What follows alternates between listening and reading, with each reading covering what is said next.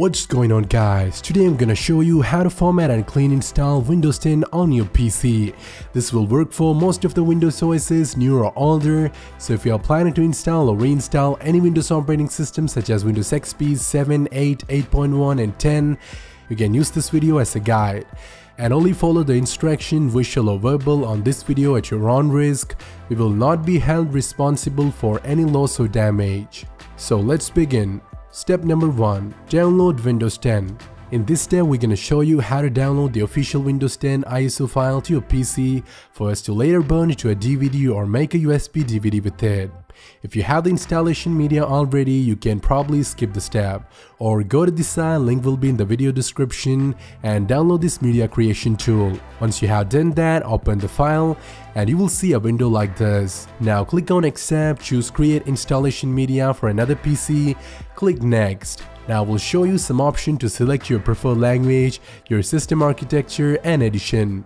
By default it is checked as the use recommended option for this PC, but what I recommend is uncheck this box and edit the information as you prefer. Because if you are planning to install the Windows on another PC, the audio suggestion may not helpful to you because it is only auto-detecting the particular machine that you run the tool on to give you that recommendation. So if the destination PC specification are different from this PC specification, you can't get the right version. So let's choose a language, edition of Windows 10, and finally the system architecture. If you are not sure whether your system is a 32-bit or 64-bit based architecture, you can always check that by right-clicking on My Computer or This PC on the particular computer. Now choose Properties from the right-click menu, and there you'll find your system architecture. You can see my system type is 64-bit operating system and x64 based processor. If yours is the 32-bit based one, you will see 32-bit based operating system and x86 based processor. Once you have found that, came back here and choose the right one. Now click next and choose the option ISO file. The reason why I'm choosing the ISO file over the USB flash drive because of its versatility. If I have an ISO, I can create pretty much any installation media I wish, such as DVD, USB DVD, or even I can save the ISO file for later installation on a new PC. So I don't have to download a new ISO file each time, and once it gets downloaded, hopefully we will make a USB DVD with it. So hit next and choose the download location, then click save. Now we'll download the Windows 10 ISO file. It will be approximately 2.73 GB if you are downloading the 32-bit version, and for the 64-bit version the size would be much higher, approximately 3.25 GB. Anyway, let's wait until it's download.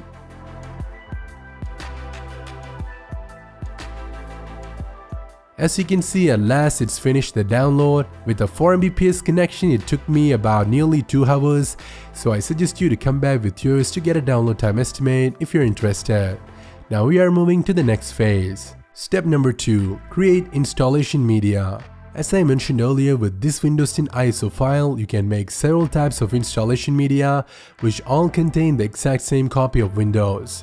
But we are not going to burn this ISO file to a DVD because not every computer has one these days. But we are going to make a USB DVD, meaning a flash drive that contain a bootable Windows 10 setup. Because most of the computers have nowadays come with a USB port, so I think it would be the right choice for the time. On the other hand, burning CDs are hard, time-consuming, costly compared to making a simple USB DVD with your flash drive. So without further ado, we're gonna make the USB DVD.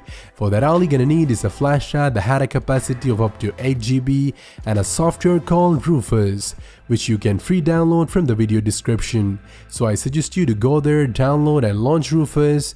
Now connect your flash drive, and in most cases Rufus will automatically detect your flash drive. If it's not, you can go here and do it manually. Now I suggest you to do not mess up with any of these settings, but you have to do a little something, which is making sure you have selected the right file system type, NTFS. Now go down here and click on this image selection icon. Now browse and locate the Windows 10 ISO file that we have just downloaded. Now click open, then click start. Now we'll ask you something like continuing with this operation will erase the data in your flash drive. Hope you backed up the important files from your flash drive if any. So let's click OK and we'll start the process. It may take a while, so let's give it some time. And yes, it's just finished the process. Now your flash drive is becoming a USB DVD. So let's install the OS on as much as PCs as you want. So plug it into the computer that you want to install the Windows on and restart or turn off the computer. Now you can see my PCs completely went off. So let's begin the next phase. Step number 3. Choose the boot device in BIOS. So as soon as it powered on again or restarted, when you see your motherboard logo or brand logo, hit the BIOS key on your keyboard. Let me freeze it for a second. For some PCs, the BIOS key would be F12, for some it's delete, and for me it's F2.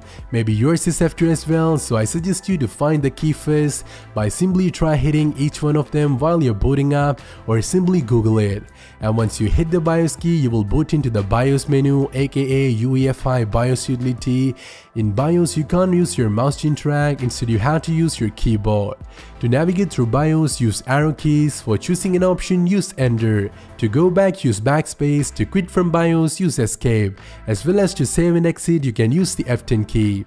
So first you're gonna need to find the boot menu and then find the boot device property, or something sounds familiar. For me it's legacy boot. All the BIOS are different from each other depending on their motherboard manufacturer. Now you're seeing the BIOS of a Dell laptop, which don't have the option called boot device property, but you will see the option if you are using a desktop or some other laptop. So make your first boot device as USB storage device from the boot device property. If you are using a Windows DVD to install, I suggest you to choose DVD drive. And once you have done that, save and exit by pressing F10 key. For most of the PCs, they only need to do this step, but for some device like this Dell laptop had an option called boot manager. So we can hit F12 to get to the boot manager from the boot up screen. If you have the boot device property in your BIOS, you can skip this one. Now simply choose USB storage device and it will ask you to press any key to boot from USB, and that's what we are looking for. No matter you have used the BIOS or boot manager, you will see the screen asking you to press any key to boot from USB or DVD. So press some random key on your keyboard and it will boot up the Windows installation setup. So it's time for us to jump to the next phase. Step number 4. Install Windows 10 by formatting your PC. As you can see, we have just booted into the Windows 10 installation setup, so let me walk you through. Before that, make sure you are plugged in and connected to a stable power source, as well as make sure that you have at least 90% battery left on the device. Force shutdown or any power failure while installing the OS will cause your PC malfunctioning. We don't want that to happen, so watch it closely and understand the step before proceeding. On the Windows setup screen, we have to firstly need to choose a language to install, then choose your time and currency format, and finally the keyboard or input method. For me, all the default will be fine, so let's go ahead and hit next. Now click install now and it will start the installation setup. Now we'll ask you to enter the product key to activate Windows. If you have one, use it here, or you can do it later in case if you don't have.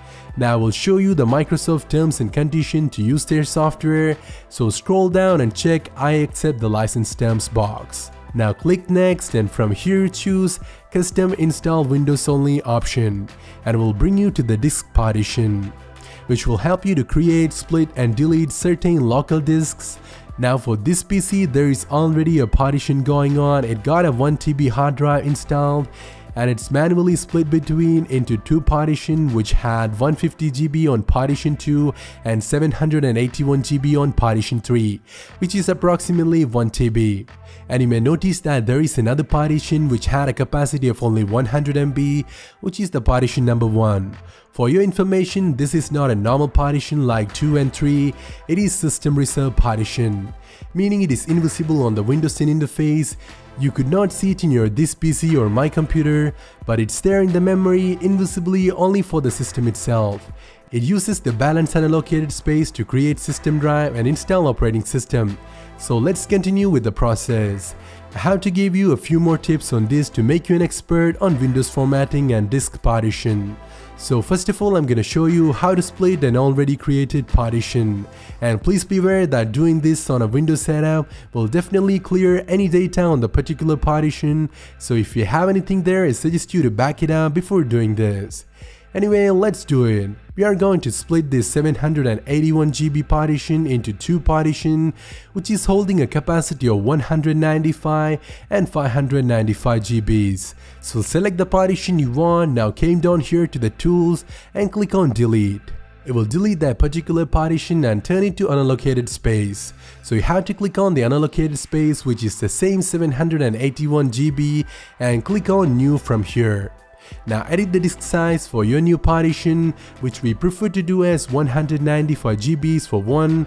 The size showed here is in MB, so the 799,999 MB is equal to 791 GB. So we need a 195 GB, so I'm gonna type in 200,000.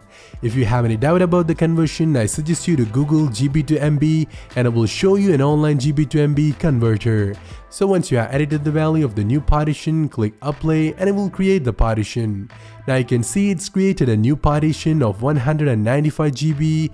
Now to create a second partition from the leftover unallocated space, you have to choose it again and do the same. Click on new, edit the value, and this time I'm gonna leave it as it is. Because I want the rest of the unallocated file size into one partition, it will be approximately 585 GBs. If you want, you can create more partitions with that, but I prefer to hold on to a big one rather than creating multiple small partitions. It is your personal choice, you can customize as the way you want. So whatever it is, that's how you can delete, create and split a partition. Now we're gonna quickly delete a partition including the system reserve one to recreate it, because this old system reserve partition was created for Windows 7, which only needs 100 MB. But for the Windows 10 it would be needed much higher, at least 500 MB. As well as the old one may keep on bugging you when you are booting up, like it may false recognize the old OS and it will ask you to choose between the old and new OSs each time, even if the old one was completely erased.